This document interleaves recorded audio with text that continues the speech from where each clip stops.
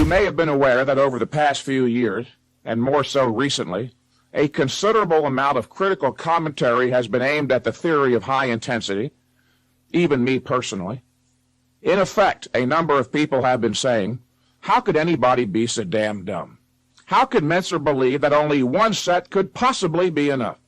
He seems like a bright fellow otherwise, but he has a critical blind spot here. One set couldn't possibly be enough.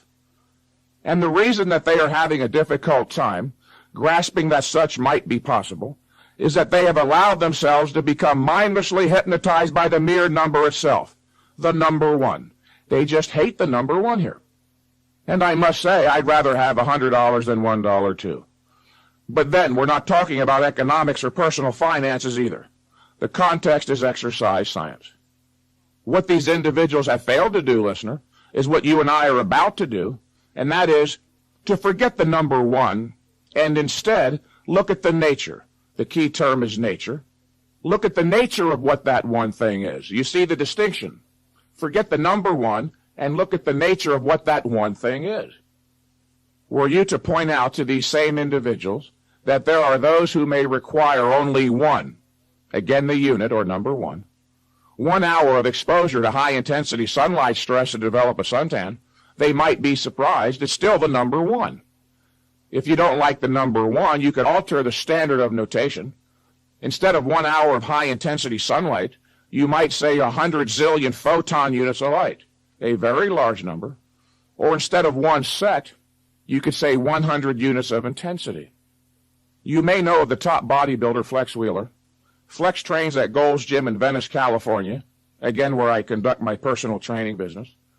Flex trains with a partner, a big fellow named Rico McClinton. Rico knows that I've trained Dorian Yates in the past, and he has apparently read some of my work. Over the past 2 years or so, Rico has made it a habit to periodically tease me at the gym on this subject, but always in a good-natured fashion. Every now and then, Rico would pipe up so all of his gym buddies could hear and get a laugh.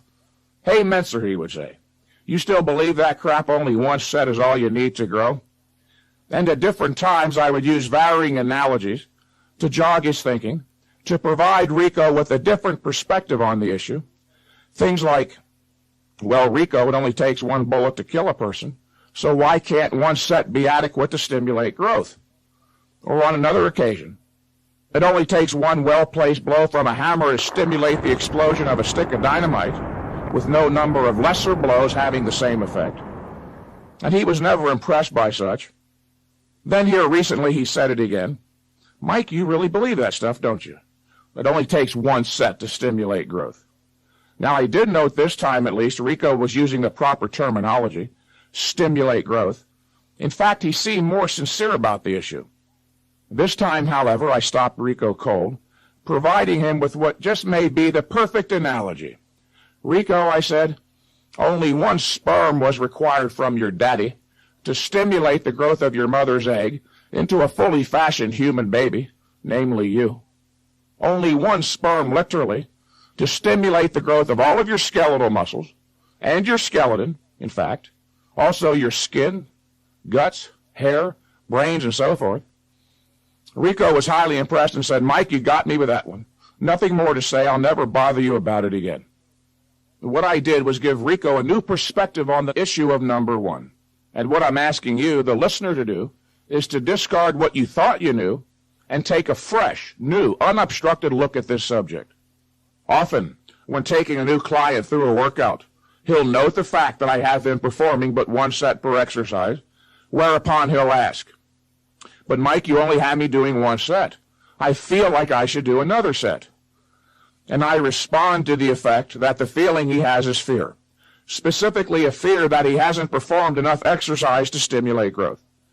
And that if he could provide me with one good reason, not two, just one good reason why I should consider allowing him to do one more set, I would consider it. And after all these years as a trainer, not one single individual has ever given me one good reason.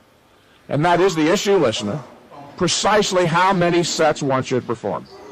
If you honestly believe that one set is not enough, it is incumbent upon you to tell me precisely how many sets are required. Think of it like that, 3 reps in one, positive, static, and negative. I'm gonna write an article called 3 reps in 1.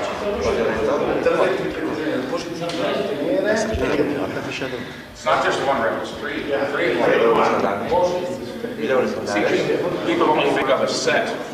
That's 1 set. But if you do 10 reps with 3 parts, that's 30 units. It's not just 1 set.